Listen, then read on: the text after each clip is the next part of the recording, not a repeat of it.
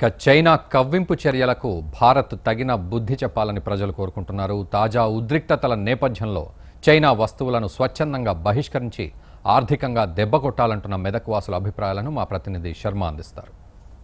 Dragon వస్తువుల మోజులో పడి ఆ దేశానికి లక్షల కోట్ల రూపాయల ఆదాయాన్ని అందిస్తున్నారు మన దేశస్తులు. అయినప్పటికీ చైనా మన సైనికులపై గురిపెడుతుంది.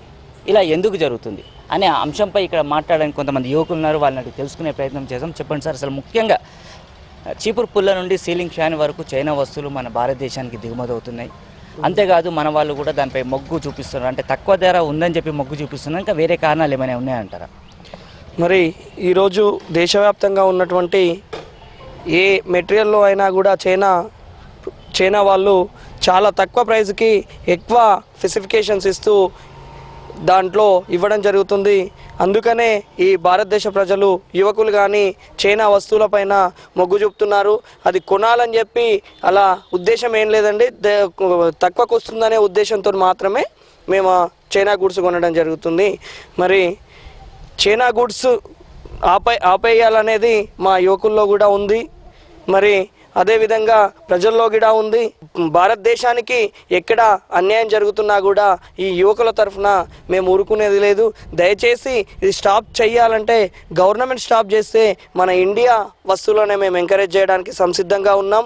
ఈ తక్కువ ప్రైస్లో మన ఇండియా మ్యానుఫ్యాక్చర్ అనేది పెంచితే మన ప్రైస్ మనకు వస్తుంది.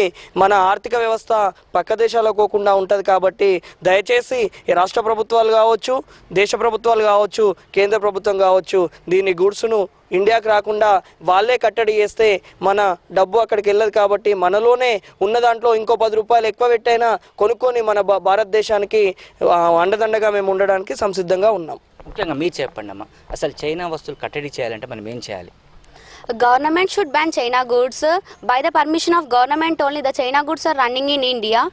China goods will cost very less. That's why people have more wish to buy China goods. The income of China is more getting from the India only, but the China people does not keeping this in view. They are protesting against us. India government should keep less cost on producers. Then the producers will increase manufacturing with the less cost. Then the people of India will buy native goods only. We also youth have to use more native goods.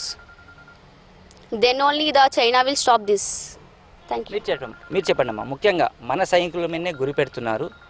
మన దేశంలో నుంచి ఆదాయాన్ని తీసుకువెళ్తున్నారు China వాళ్ళు. సైనికుల మీదనే గురి పెడుతున్నారు. అసలు ఎందుకు జరుగుతుంది అంటారు ఇదంతా? जी गवर्नमेंट चाइना गुड्स को बंद करना चाहिए, क्योंकि गवर्नमेंट परमिशन दे रहे तो ही चाइना गुड्स यूज़ कर रहे हैं पब्लिक. चाइना गुड्स का बहुत कॉस्ट बहुत कम है, इसीलिए गवर्नमेंट चाइना गुड्स बंद करना चाहिए. ముఖ్యంగా మీరు చెప్పండి, అసలు మన కేంద్ర రాష్ట్ర ప్రభుత్వాలు చైనా ఉత్పత్తులు మొత్తాన్ని కూడా మన దేశానికి రాకుండా చేయాలంటే ఏం చేయాలి? యువకులు ఏం చేయాలి? ముఖ్యంగా మరి కేంద్ర ప్రభుత్వాలు కావచ్చు, రాష్ట్ర ప్రభుత్వాలు కావచ్చు, ఒక జీవో తీసుకొచ్చి ఈ లైసెన్స్ ఏదైతే దిగుమతులకు ఎగుమతులకు సంబంధించిన ఏ లైసెన్సులు అయితే ఉన్నాయో దానిపైన కండిషన్స్ పెట్టి దాన్ని పూర్తిగా విదేశీ వస్తువులను, చైనా వస్తువులను ముఖ్యంగా ఆ లైసెన్స్ ఏదైతే ఉంటుందో దాన్ని బ్యాన్ చేస్తే ఆటోమేటిక్గా కంట్రోల్ అయిపోతుంది. దాన్ని చూసి ఈ తెలంగాణ మన భారతదేశంలో ఉన్నటువంటి ఈ మన మ్యానుఫ్యాక్చర్ పెంచడం జరుగుతుంది.